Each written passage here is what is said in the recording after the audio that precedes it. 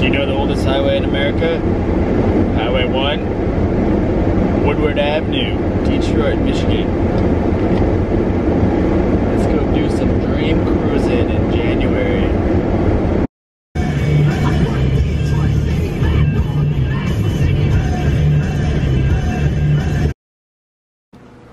Today is Sunday, January 20th, and we are about to kick off the chili cook-off.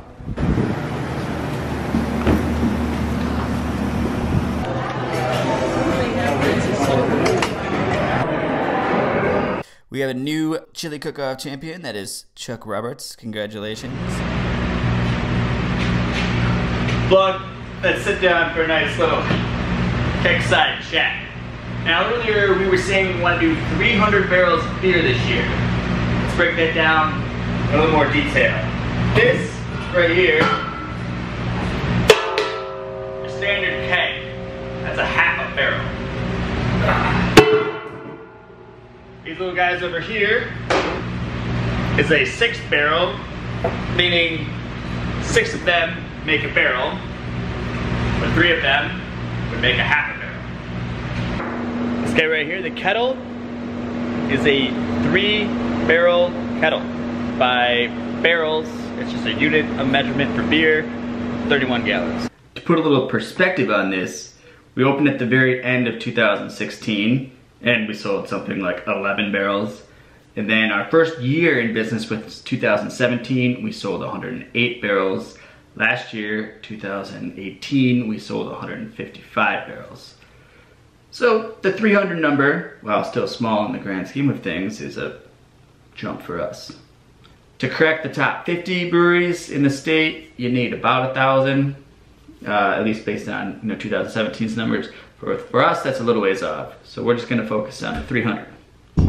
One of the biggest challenges we face selling 300 barrels of beer is producing them on a 3-barrel system. So, for example, to do that, we would have to brew 100 times.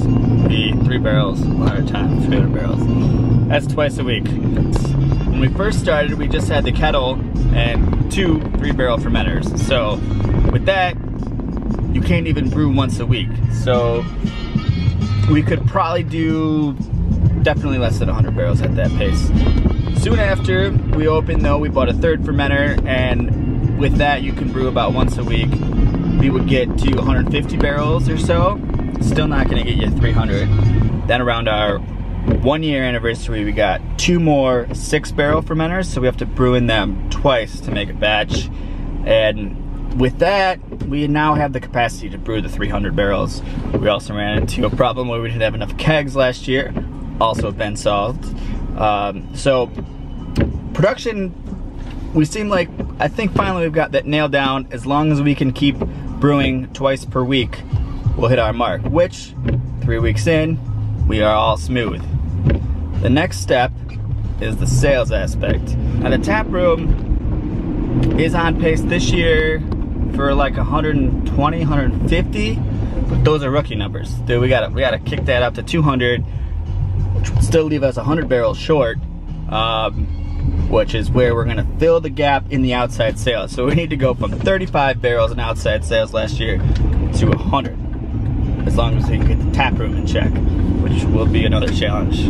We didn't really start heavy distribution in our outside sales till maybe about May of last year. We picked up 30 bars over that time. About 15 of them are consistent, so we're easily gonna have to double this number. Our immediate goal now is to be on tap in and out of like 60 bars with probably like 30 regular customers, and we'll see where that gets us. 43 and raining today. You know, that's right in my wheelhouse, baby. I think we've recovered from this weekend's Polar Vortex in the 5 to 10 degree range. I would like to briefly touch on the whole Polar Vortex thing. I mean, where does this come from? Is it just like a bunch of weathermen or women sitting around in their weatherman or women studios saying, hey, yeah, I got this brand new thing. It's called a Polar Vortex. Let's go with that. It's a Polar Vortex, people. Parking was a real issue today. We're deep in some sort of underground garage, which always reminds me of a movie. Something bad is about to happen. I'm like, why the fuck else would it be in a parking garage? You know, someone's gonna pop out. I don't know. This is like 4 layers deep now. Layer 3, okay. Now you win some, you do some. Had a great day out on the beer sales. The prospects are looking great, but I think this is definitely an L. Got a serious flat here. No spare. Take my loss. We need to get strategic about planning out the year. So we're gonna do that. Yeah. Hey man, I got a real short list of shit I like to do. You did?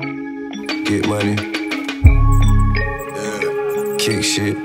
That's the list, nigga, that's it. Dab in my bag, get it to. Yo, this is great, man. Every time I add something to this board, I just feel like we're making the year more awesome. Winter Bazaar. Saturday, December 7th. You got a little time to plan ahead on this one, but now you know. I suppose the winter one could also be called the Holiday Bazaar. I think it was called the Holiday Bazaar. We'll stick with holiday. We'll call the summer one, well, something.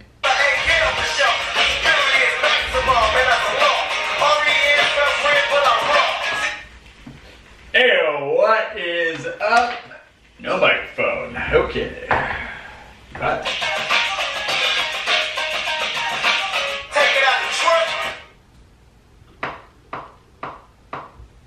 Hey, what's up, Downey people? Welcome to Downey's Weekend Report. We are brewing up our 100th beer. We're gonna call it Centennial because we are using copious amounts of Centennial hops.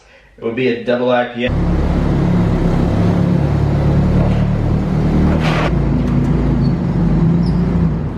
$40 new kegs in the house.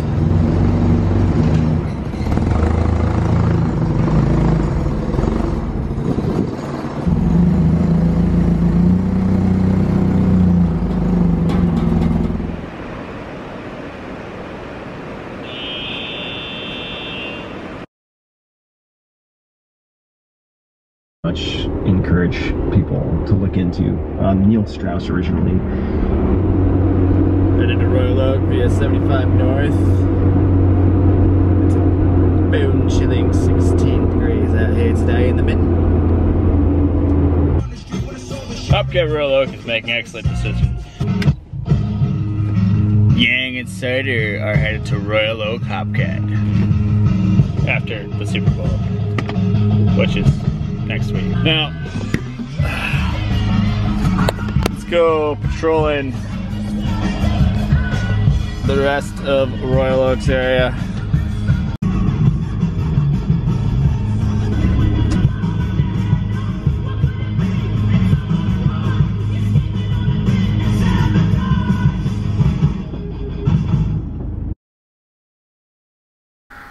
The most exciting thing you'll ever see. We're about to start our first batch of beer ever. Alright, alright, alright. And we're going. Hey, coolest thing you ever seen? Batch number 100. Boom. Boom! Five. Alright, alright, alright.